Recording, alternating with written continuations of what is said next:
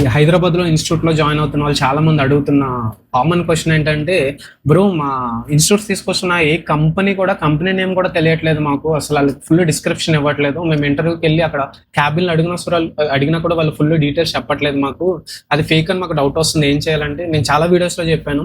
Maximum లింక్డ్ఇన్లో search చేయడానికి try చేయండి, లేదంటే ఆన్లైన్లో డొమైన్ నేమ్ కొట్టండి, డెఫినెట్గా కొన్ని డీటెయిల్స్ వస్తాయి.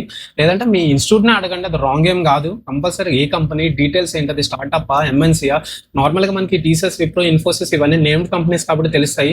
బట్ చాలా వరకు ఇప్పుడు ఇన్స్టిట్యూట్ వాళ్ళు తీసుకొస్తున్న కంపెనీస్ అసలు తెలియట్లేదు కూడా. చాలా మంది నాకు మెసేజ్ చేసిన దాంట్లో కంపెనీ నేమ్ నేను ట్రై చేసినా దొరకట్లేదు.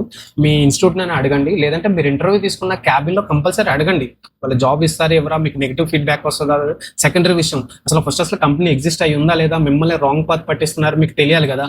సో మీ ఇన్స్టిట్యూట్ వాళ్ళని డిస్క్రిప్షన్ అడగండి, కంపెనీ ఎక్కడ ఉంది, హెడ్ క్వార్టర్స్ ఎక్కడ ఉంది, లేదంటే కంపెనీ ఎగ్జిస్ట్ అయ్యి ఉందా లేదా, లేదా కొన్ని డొమైన్ రిజిస్టర్ చేసి ఆన్లైన్లో ఓన్లీ సర్వీస్ చేస్తున్నారా, క్లియర్ డీటెయిల్స్ అడిగిన తర్వాతే ఇంటర్వ్యూస్కి అటెండ్ అవ్వండి.